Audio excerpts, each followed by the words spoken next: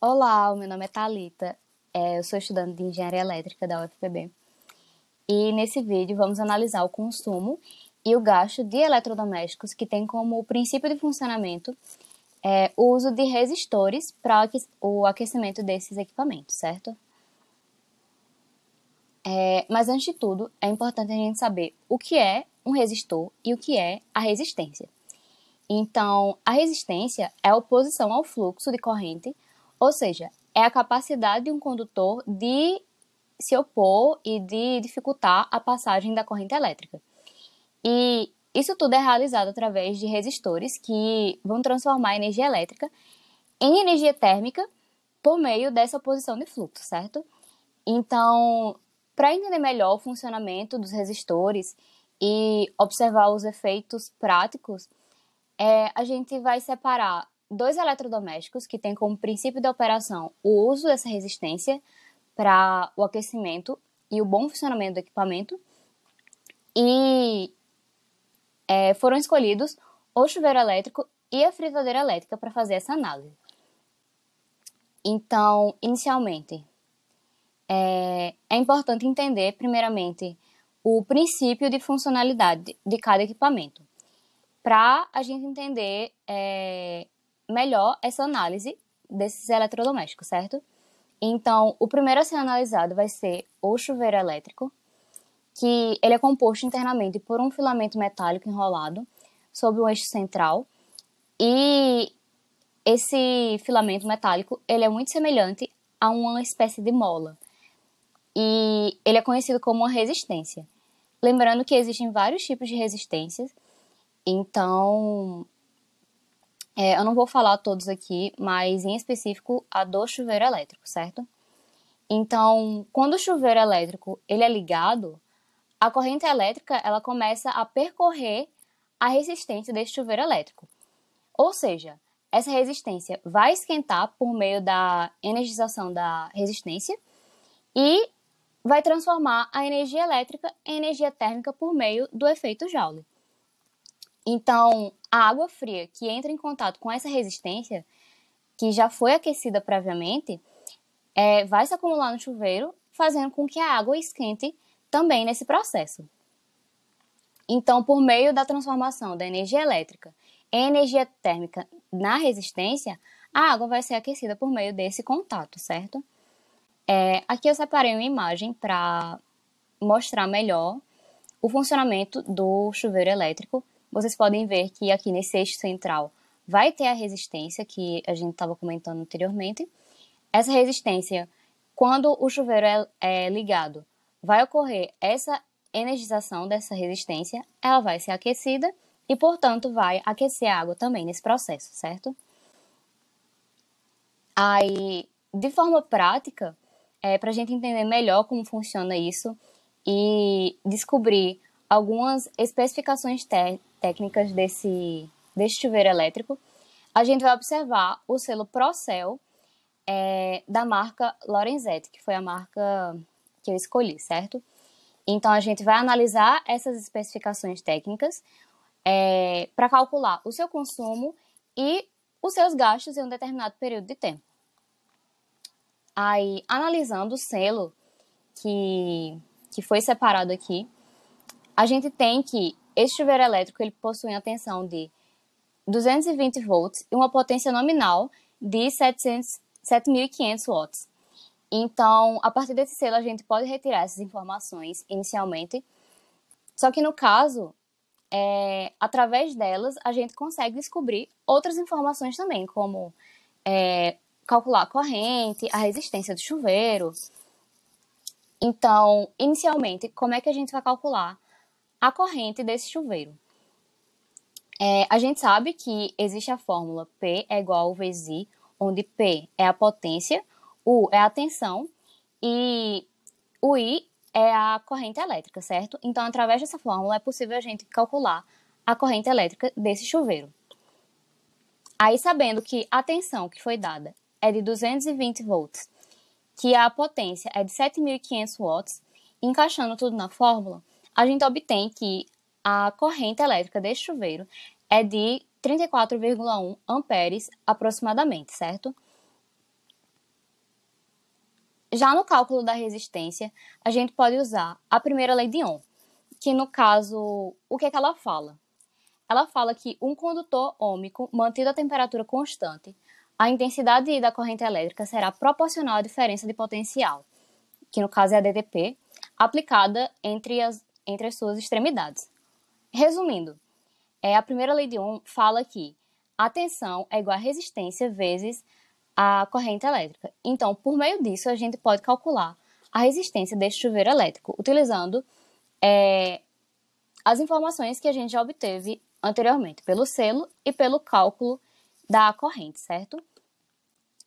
Então, sabendo que a corrente que a gente descobriu é de 34,1 e a tensão é de 220 volts, colocando tudo na fórmula, a gente obtém que a resistência desse chuveiro é de 6,45 ohms, aproximadamente, certo? Então, de maneira simplificada, eu decidi colocar tudo isso em uma tabela para facilitar os nossos cálculos e a nossa análise. Então, a partir dessa tabela, a gente já tem a tensão, a corrente, a resistência e a potência. Mas, a partir disso, como é que a gente pode descobrir o consumo energético desse chuveiro e quanto é que a gente paga por esse consumo? Primeiramente, é importante saber qual é a frequência que esse chuveiro é utilizado na casa, no apartamento e por quanto tempo ele é utilizado, certo? Então, a gente vai considerar, por exemplo, a situação da minha casa. Na minha casa, esse chuveiro é usado por 2 pessoas, no qual cada pessoa usa ele 3 vezes ao dia e cada vez tem uma duração de 10 minutos, ou seja, cada banho dura 10 minutos, certo? Então, a partir dessas informações, a gente vai poder calcular a energia consumida pelo chuveiro elétrico num período de 30 dias propostos e descobrir também o gasto mensal. Então, fazendo o cálculo do tempo inicialmente, a gente tem que, se 2 pessoas tomam 3 banhos por dia, então esse chuveiro vai ser utilizado 6 vezes ao dia. E se a cada vez a pessoa demora 10 minutos em cada ciclo, então, por dia, esse chuveiro é utilizado 60 minutos. E fazendo o cálculo agora para uma proporção de tempo de 30 dias, ou seja, o gasto mensal, a gente pode obter que esse chuveiro ele é utilizado por mês por 1.800 minutos. E convertendo isso em horas, ou seja, dividindo por 60, obtém-se que esse chuveiro é utilizado 30 horas por mês. Então, a partir desse tempo que a gente descobriu de quanto tempo é utilizado o chuveiro, a gente pode calcular a energia consumida, que no caso a gente pode usar essa fórmula, que a potência é igual à energia dividida pelo tempo. Então, encaixando tudo isso nessa fórmula, tendo a potência como 7.500, como foi dado no selo, e o tempo de 30 horas, que a gente descobriu, a gente descobre que a energia consumida nesse chuveiro por mês é de 225 mil watts-hora, que transformando em quilowatts fica de 225 kWh, certo? E isso calculado num período de um mês. Mas então, como é que a gente faz para calcular quanto a gente tem que pagar por esse consumo de energia mensalmente? Então, inicialmente, a gente tem que descobrir a tarifa por quilowatt que é cobrada pela empresa de energia responsável na região que você mora. No caso da minha região, a empresa é a Energisa e ela cobra uma tarifa de 0,8268 centavos por quilowatt-hora. Então, sabendo que o preço pago pelo consumo da energia do chuveiro é calculado pela tarifa vezes o consumo de energia, que no caso daria esse preço final, fazendo o preço da tarifa vezes o consumo, que no caso é de 225 kWh, a gente obtém que o preço pago por consumo de energia desse chuveiro aqui, mensalmente, é de 186,3 centavos. Então, com isso, com todas as informações que a gente descobriu, é possível calcular o total que eu pago nesse chuveiro mensalmente, certo? Analisando agora a situação da fritadeira elétrica, que foi o segundo eletrodoméstico que eu escolhi, a gente vai observar, primeiramente, o seu princípio de funcionamento, como a gente fez com o chuveiro elétrico, e seguindo o princípio de funcionamento do chuveiro elétrico, a fritadeira elétrica tem como principal composição também a resistência que irá aquecer com a passagem de corrente elétrica e então o ar dentro do equipamento vai acabar esquentando também por meio do contato com essa resistência que já foi aquecida, certo? E o ar ele vai se aquecendo, vai se movendo por meio de um ventilador interno que tem dentro dessa fritadeira. Então vai ter esse auxílio desse ventilador interno e então o ar ele vai se aquecendo e também aquecendo os alimentos, fritando os alimentos que estão dentro da fritadeira. E isso vai garantir um bom funcionamento do produto. E, igualmente, para o melhor entendimento desses eletrodomésticos, a gente vai analisar as informações dadas pela fritadeira, que no caso a marca escolhida foi a marca Philco, e a gente vai estudar essas especificações técnicas, o seu consumo, o seu gasto em um determinado período de tempo, e assim a gente vai concluir a análise desse eletrodoméstico, certo? Então, de acordo com o selo que ele deu na fritadeira, a gente sabe que a tensão nominal do equipamento é de 220 volts e a potência nominal dada é de 1.800 watts. Tudo isso de acordo com o selo que já veio na fritadeira, certo? Mas aí a gente tem a potência e a tensão. Mas a gente ainda falta descobrir a corrente e a resistência, certo? Então a gente vai usar o mesmo processo que a gente utilizou para calcular a tensão e a corrente do chuveiro elétrico, a gente também vai utilizar para descobrir da fritadeira elétrica, certo? Então, primeiramente, para descobrir a corrente, a gente vai usar a mesma equação de potência é igual a tensão vezes a corrente elétrica e substituindo esses valores pelo que a gente já tem de informação, sabendo que a potência dessa fritadeira é de 1.800 watts e a tensão é de 220 volts, a gente obtém que a corrente elétrica dessa fritadeira é de 8,18 amperes, certo?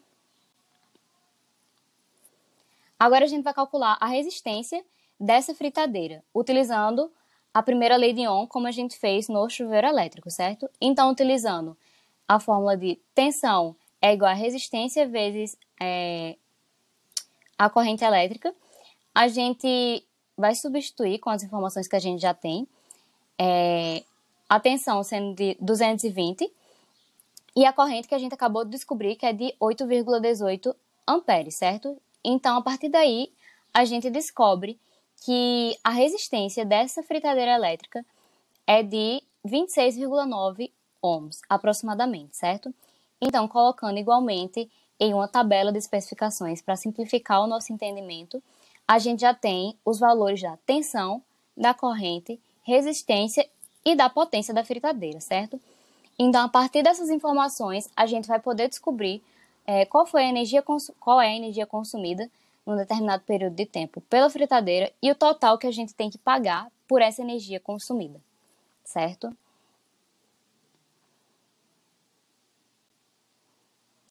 Então, usando o mesmo raciocínio do chuveiro, a gente primeiramente tem que descobrir o tempo com que a gente usa essa fritadeira durante um mês inteiro, que é o tempo proposto para calcular, certo? Então, analisando num período de 30 dias, a gente vai considerar que essa fritadeira, no caso da minha casa, né?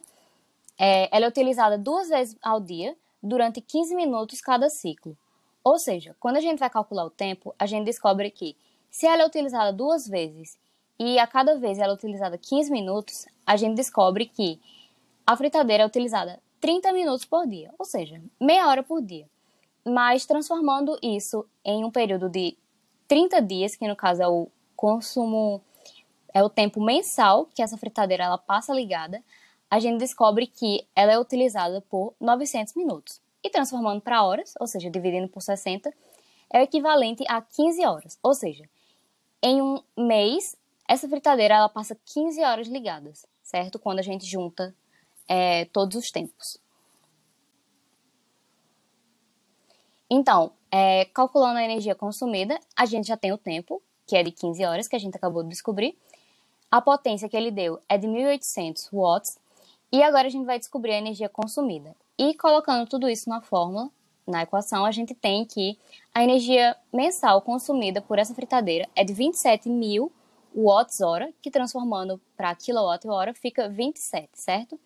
Então, por mês, a energia consumida por essa fritadeira é de 27 kWh.